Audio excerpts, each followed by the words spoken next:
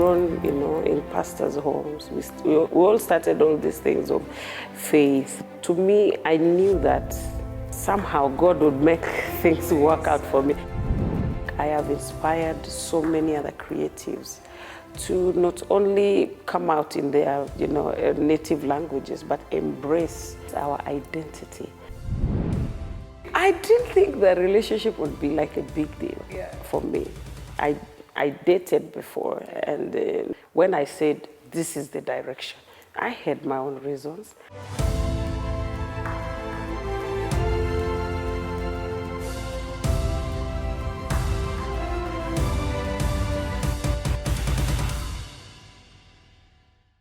She's one of the few Kenyan individuals that have managed to take her local dialect onto the global scene.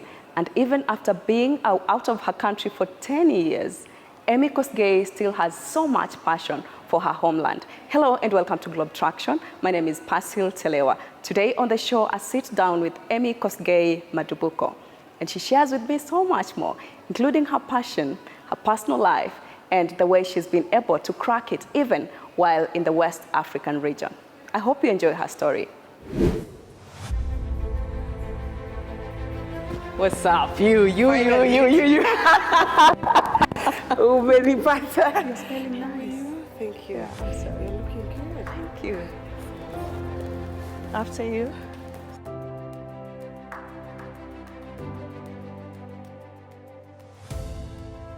Emmy, what inspired you to get into gospel music? The Word of God. I'm a pastor's kid, and many people know me. I've grown in a pastor's home. Being a PK, naturally, not all of us get to love gospel because of what we see behind the scenes, the hard work, the commitment. I never knew that I would actually do music for a living or full time. I thought it was just for fun. Naingia pale church, I just sing. But I think my background and upbringing has contributed so much to the content that I give, to my character, to what I do, and what I believe in terms of music. And knowing that music is a powerful tool of passing information. So the constant question is, what information am I passing to my audience? So it's like preaching. So my inspiration is the Word of God. That has really made sense in my life. So did you start doing, music at a younger age? When did you start? I did. I started singing in Sunday school, of course. I see. Competitions, I grew in full gospel, and we did a lot of kids, competitions, holiday camps and all that. I was quite active. I mean, people know me. Sunday school, I was part of drama team, music team. I was youth, I was playing keyboard. I went to a boarding school. I was very active. I think gradually, it's my dad actually that noticed that, every time I come and sing in church, can you do a special number? And then I started writing my own songs, as simple, as young as when I was in primary. When you're in primary. High now school, that you told me when you're in primary high school, which school did you go to? Solian Girls. Solian Girls in High Baringo. School. And I was in El Damaravin boarding school, which was an AIC school. Why? Because my parents were very busy when we were young. So all of us went at standard 4. We were in boarding school because they were quite busy. My dad traveled a lot. You remember, if you know my dad's story, he started school very late. No. You're going to give me your dad's story. So when we were young, he was catching up. We were in school, he was in school. So everybody was busy. Everybody was a student. Yes. So did you go to the uni? I was in Utali College. Utali College. What did you study? I pursued food and service. Yes. Then I did marketing. Then I joined one group from South Africa that took us into another training. Then I did air travel and related studies. I loved being an air hostess. Yes. But I didn't know that was not my field. And then how did you just drift? I don't know. The music When did you drift? My music, I think I started working, then I was studying and working, and singing. So I started singing in church. I joined a group, we continued singing, Then I started writing my own songs after I backed up Esther Wahome, who is my musical mentor. Yeah, Yes, so I when I backed her up, she was like, you need to write your own songs. Yeah. With this voice, I used to model. Look So at you, she you said, still this look like that model. I did a lot of things. You look like that model still, yeah. She said, this is your skin tone, your voice, and that you can sing Kale very well. You need to sing vernacular music, which I thought it was not selling at that time. We had a lot of clashes, tribalism. You can't come out and say, wow, I'm a Kale or Kikuyu or something. So, but I took a step of faith and started writing my own songs. Now, I didn't know that I could sing. I did not even look at big artists and say, oh, I want to be like them. It was never my dream. Yeah. I was just, you know, I loved them. I loved Esther and many other people. So my first album, I got invitations to the South Africa. That was my first invitation. Yeah. Then I got invitation to the US, then back again to tour. And by that time, I was working with a Catholic monastery called the Monastic Fathers. I was one of their head of sales. Where were you then? Which city? Nairobi. Okay, great. I was based in Nairobi. Yeah. In Parklands. So I used to manage 2 regions. I was managing Nairobi region, Nakuru region, and the head of sales. So myself and another guy from one company. So I was very busy. Like I was managing quite, you know, number of people. Quite a lot, yeah. But I got busy. So I remember one time I just walked to my boss and I said, you know what, you have to release me. He was not happy at all because I was the only lady and I was doing so well. And he was like, you can't be singing and just be working. I have no problem. No. I said, I go for 2 weeks, 3 weeks, coming back. It's so much for me, writing songs. So he released me in good faith. And that's how full time began. And to me, it was like following passion. I never did ministry for music for money. Yes. I didn't look at somebody, I want to be like this one. How old were you then when you were making that decision? Maybe 24. Yeah. Yeah. So from 24 there, from 23, 22, 23, I had already started writing songs. Were you not scared about, you know, your stability financially? No, I don't know. I think having grown, you know, in pastors' homes, we all started all these things of faith, trusting God, seeing how God can just do stuff. I don't know. To me, I knew that whatever I had and the personality that I had was enough. I knew that somehow God would make things work out for me. So money was not like, I knew that I would make it. And of course, I had a lot of mentors that just came and raised me, pushed me. If you want to be, you know, the best in this, you know, field, you have to put in your effort, commitment, excellence, you know, hard work. Give people a reason why Emmy Kosgei and not any other artist. The fact that you're singing vernacular should give you an advantage, but you must add something to it. Why should I invite you and not Kayamba? Invite you and not South? Why? You must give a reason. So those things drove me to putting excellence to Kalenjin music and just, you know, taking it up there without seeing it as maybe Nikitu, you know. So it was much hard work for me because it's not like singing Swahili. I know, but then you sing it so well that even many people that don't understand it have been able to embrace it. How does that make you feel? And why did you even choose Kalenjin, by the way, besides what Esther Wahome advised you?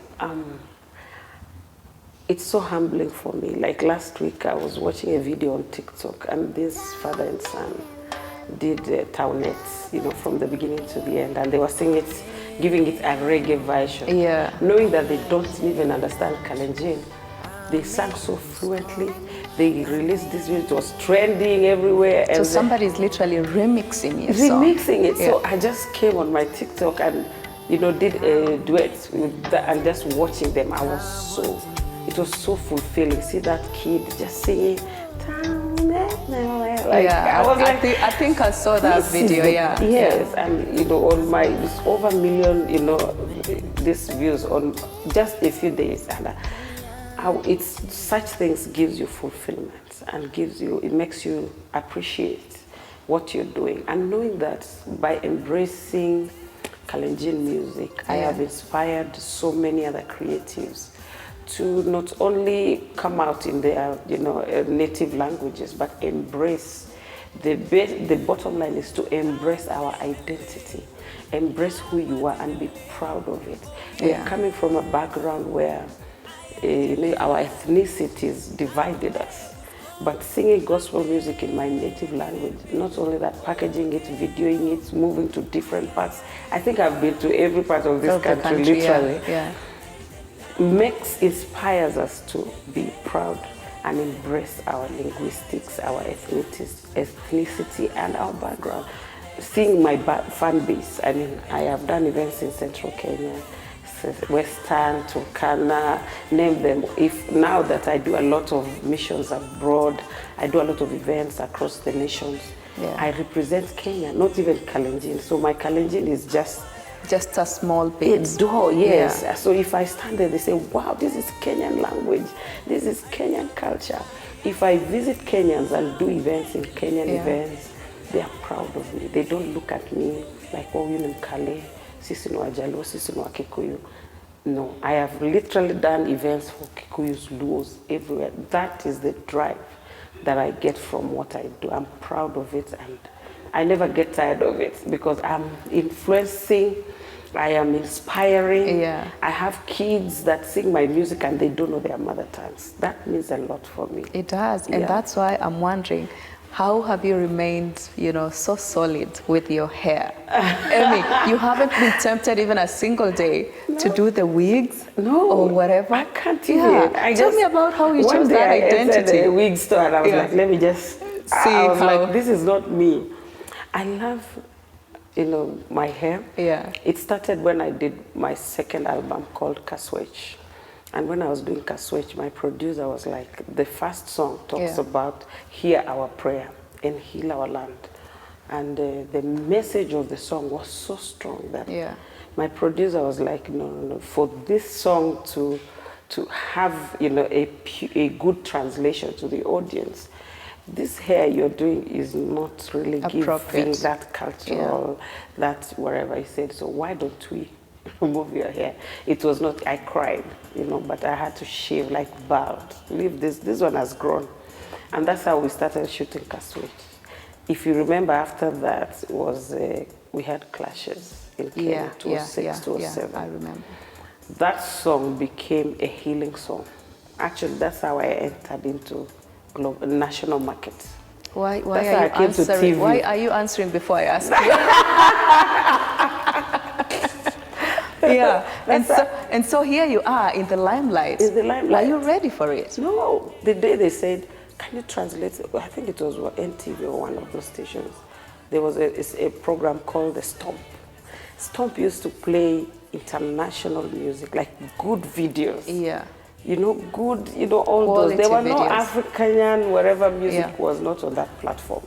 The bar was very high. So when the producer called me and said, can you translate this song and put proper, English translation? So I did. And the song did so well. The message was so powerful at that season.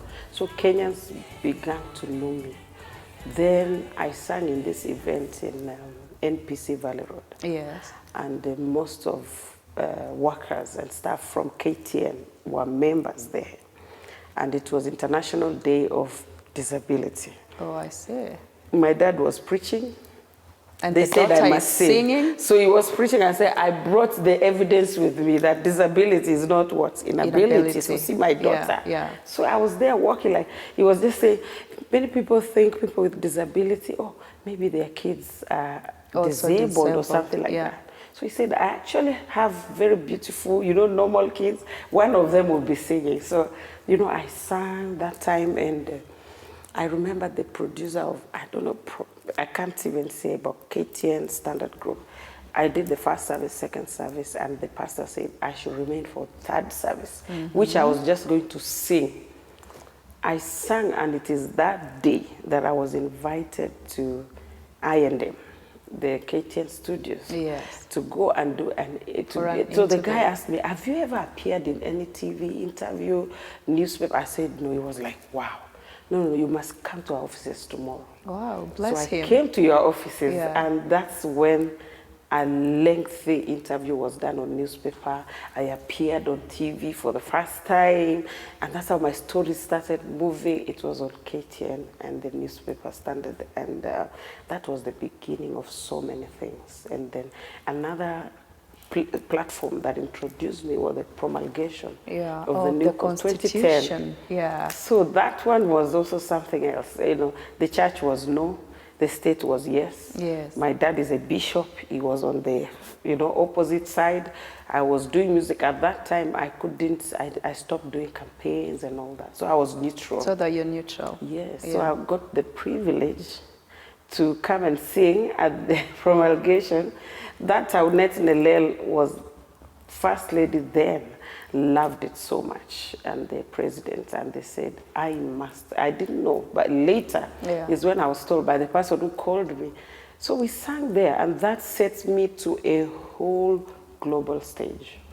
So then Emmy has just come to the limelight, and many people are so interested in your story. Yeah. And then you just choose, you're not getting married to our own boys, you go to find like a boy out of our country. So tell me how it all happened, because I never get to understand like... It's a very dicey story. Yeah. Because but it's even also to juicy me, at just the like same my time. story, Yeah. I didn't think the relationship would be like a big deal for me. I dated before, and maybe like only once, I think. Then when I said, this is the direction, I had my own reasons. I had my own, like, oh, I've gone this side, I've gone this side. Now, let me just move this direction. I didn't know that it was a big deal. That is the point. So when the all hell broke loose, I was shocked because I was like, what affairs did I do? Like, so people gave their own different reasons. Oh, we didn't expect this, we didn't, which I understand now. What really shocked you from people's opinions? They were angry. The anger really lasted for too long, like quite long. For sure. I think I can trace when people started saying, oh, I was one of them. I'm your fan. You know, it is the, I understand, really it's the possessiveness.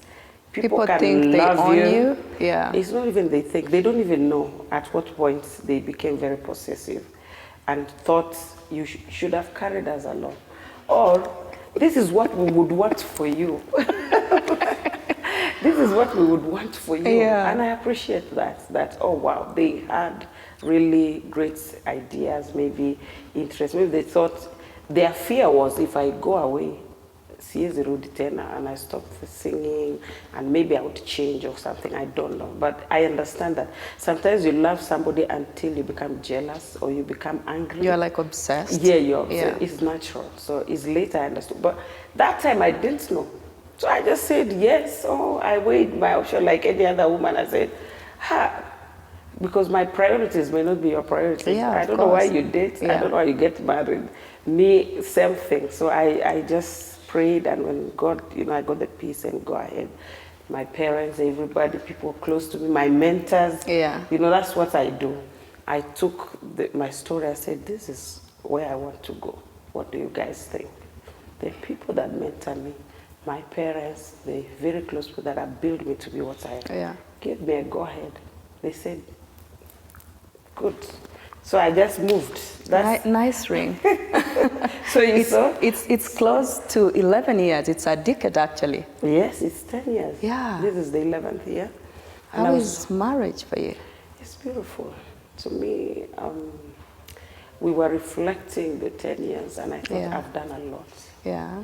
Did you guys have some special things happening? Of course. Because we remember you were being gifted and cars. Yeah. When you're married to a Nigerian man, they show you know what to expect. Yeah. So we really had a series of of course, my husband is also very appreciative. I'm not just a wife. I've added so much value to him and to his ministry and everything, his family life, everything. And he has added value to me. I look back, I know I have improved so much. I'm a better person. I look at things very differently. I have grown spiritually, mentally. My ministry, I can tell you, I've traveled the most when I got married to do more events, like representing Kenya. Till tomorrow, I have like annual calendars in programs in different nations that do heritage festival, cultural festival, expos to promote, cultural heritage for different nations. I represent Kenya. Till 2024, I'm booked. Every year I have annual events that I go to represent my country. It's a singular honor for me that I am able, my husband has allowed me to be me, to do ministry, to travel. I come like per year to Kenya over 5 times. I come here, I do events, I do projects. Now, I'm here 2024 because I'm celebrating 20 years this year officially since I started writing and singing Kalenjin music. Congratulations. Thank you. Congratulations. I am reflecting years I've seen so many people have come up who do what I do. Yeah. There's so many Emmy Kosgei. I've nurtured many big singers in this country. I've nurtured people that I saw them young over 20 years ago, and now they are doing great stuff, not necessarily vernacular artists, but even, national artists that sing Swahili, whatever, English. I have raised, I have mentored, and I'm very proud today. You're doing quite a tremendous job out there within the community. Yeah, I'm aware that, you're doing some projects in Mogotio and Korogocho. Give me an overview. What are you up to? Wow, so I do different projects at different seasons, So I've educated children, not one, so many. Before even I got married, when God blessed me, and I said, God, if you bless my music, I want to help needy children because they surround me. I come from Baringo. And the first work I did was to educate children, needy children, because I believed in education. You cannot just keep giving handouts to needy children. When they have brains, educate them so that in future they start building the same society and they become better people. So I've educated so many. And you tell me about your 3 siblings. Are you the last one, by the way? No, I'm the second born. You're the second born. It's not I'm the last one. Oh my God. People you look think like I'm the first the daddy's girl. I'm daddy's girl. I know that. Yes, we are 4. I have an elder sister, then myself, then my brother, and my younger sister. So we work together like a team. There is this sister of yours who is usually, at the core of your music. Yeah. Is she your younger or your older? That's our last born. Your last born. Yeah, so Great. I work with my family. Yeah. If you see all my videos, my brother's there, my sister's there. If you come to Pamoja concert, you see my dad, you see my mom, you see my elder sister. Yeah. That's how we were brought up. Yeah. Like, it's family affair. If you have a problem or a project, all of us are there. That's how we've grown together. How have you integrated into the West African culture? Because those guys are so, expressive. Extreme. Yes. And Kenyans, we are like a little bit reserved. Look at those 2 communities. How have you managed? And tell me, what was the shocker for you? The shocker for me, for one, was that the people I feared and thought they're too aggressive, they're actually very nice people. That was my first mindset transformation.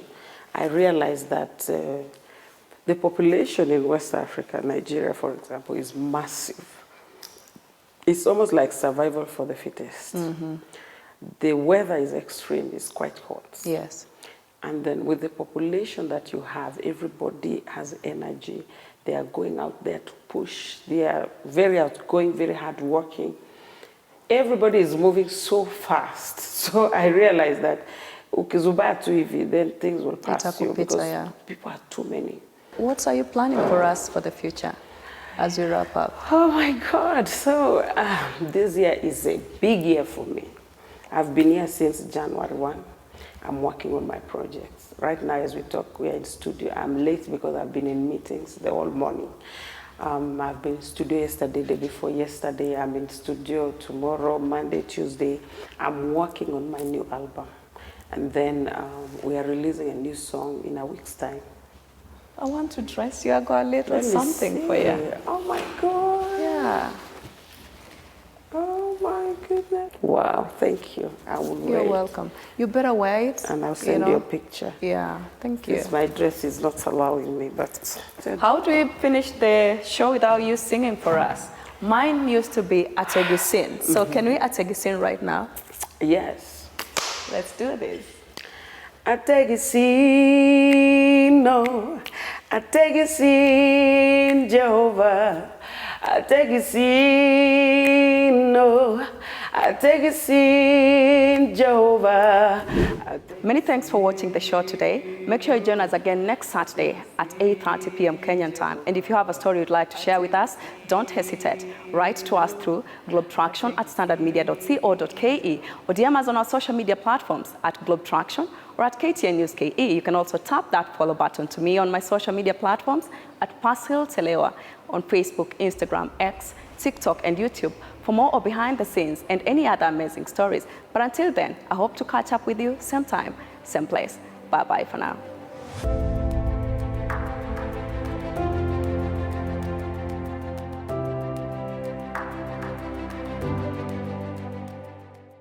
Ategisin, no. Ategisin, Jehovah. Ategisin, no. Ategisin, Jehovah. Ategisin, Ategisin, Jehovah. Ategisin.